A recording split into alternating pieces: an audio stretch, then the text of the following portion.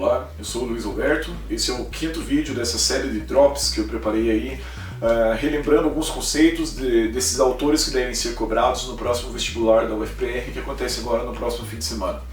Então, o quinto tema abordado aqui é referente a Michel Foucault, um pensador francês contemporâneo, que em um livro muito interessante chamado Vigiar e Punir, ele tenta analisar como que o sistema prisional ele evoluiu do século XVII em diante, ou mais especificamente, como que os métodos de punição eles foram se alterando do final da era moderna para a idade contemporânea, né? O que houve nessa passagem de um modelo para o outro.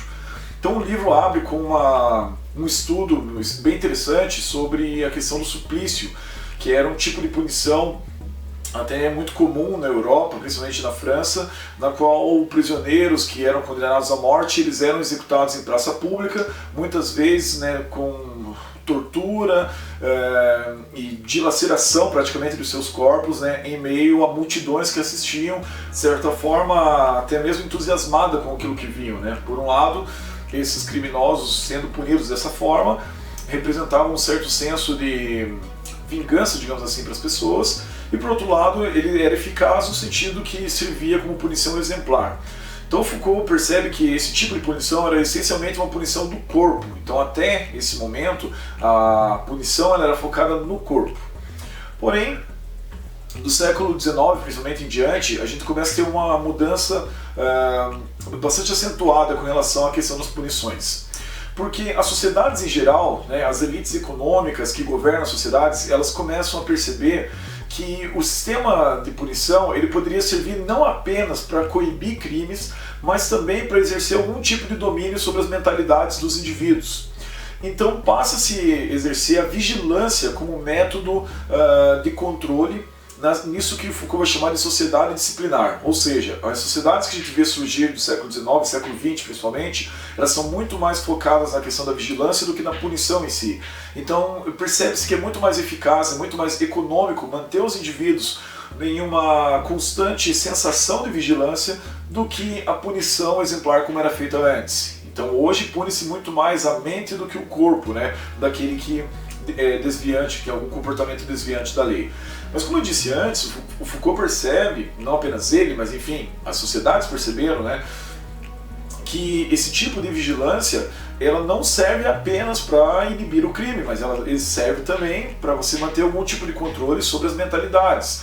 Então, o Foucault vai demonstrar como que as instituições sociais elas reproduzem formas de vigilância. Então aquela brincadeira que as pessoas falam, né? Às vezes quem estuda em escola pública, vez ou outra já pensou como que a arquitetura de uma escola, ela muitas vezes lembra a arquitetura de uma prisão, por exemplo, e apesar de ser tragicômico, não é por acaso.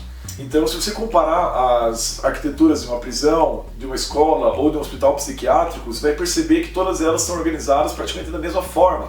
Então você tem pessoas uniformizadas em unidades celulares específicas, com alguns guardas vigiando essas pessoas, toques de recolher ditando o que a pessoa deve fazer em cada horário do dia, né? E ali um banho de sol no meio tempo para tentar aliviar essas tensões de gente enclausurada por tanto tempo. E a questão é, a gente se acostuma. Como a gente nasce, né, nesse formato de sociedade, a gente se acostuma com a disciplinarização das mentes desde cedo. Então a gente não percebe como algo normal porque a gente nasceu assim. Então é muito interessante como nesse estudo Foucault está demonstrando então que o poder ele é exercido de uma maneira muito sutil. De novo, a disciplina ela tem uma, digamos, ela tem uma utilidade que é justamente tentar inibir o comportamento desviante, né? Mas o Foucault mostra que ela é usada também como forma de manter poder. E aqui vem um dos conceitos principais que eu acredito que deve estar no texto que cai na prova, do capítulo chamado Corpus Dóceis. O produto final desse processo de disciplinarização da sociedade é o que ele chamou de corpos dóceis, ou seja, os indivíduos, depois de passarem tanto tempo da sua vida saindo de lugar fechado para lugar fechado, né? A gente passa a vida toda, por exemplo, está em casa, que é um lugar confinado, entra num transporte confinado que te leva à escola confinada, ou te leva ao trabalho, você fica confinado e assim por diante. Eu costumo falar para os alunos, quanto mais você vai crescendo, né, quanto mais você vai, enfim, amadurecendo, menos tempo você vai passar da tua vida em lugares abertos. Então às vezes a gente sai, vai passear, vai no parque, algo do tipo assim, mas a maior parte do tempo você vai estar enclausurado, né? E de novo, como é a maior parte do tempo, a gente não percebe isso. Então os corpos dóceis são esses indivíduos que já foram disciplinarizados e que, portanto, aceitam de bom grado toda e qualquer mudança que seja impositiva, ou toda qualquer ordem que seja impositiva, né? Então, se você tem, por exemplo, alguma questão social, alguma questão política muito grave, você vai ter a segurança de que esses indivíduos não vão promover nenhum tipo de resistência, porque eles já estão tão acostumados a aceitar tudo de maneira dócil, que os certos poderes podem continuar confiantes de que o comportamento das massas continuará sendo esse. Então, no fundo, é isso que o Foucault percebeu, que a sociedade disciplinar ela serve não só para tentar inibir o crime. Isso é uma coisa positiva, ok, mas não serve só para isso. Ela também serve para exercer controle.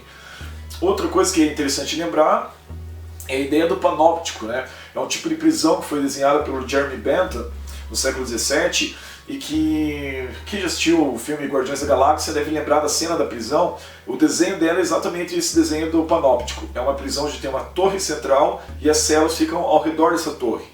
Então, com poucos guardas em uma torre como essa, eles conseguiriam observar toda a prisão, e os guardas não sabem se estão sendo vistos ou não, né? Se você parar para pensar, uma escola, uma sala de aula funciona de maneira muito parecida. Você tem um professor ali como essa estrutura panóptica, essa torre central, vigiando, né, os indivíduos o tempo todo, mas por sua vez o professor também está numa hierarquia em relação ao seu patrão, à sua mantenedora.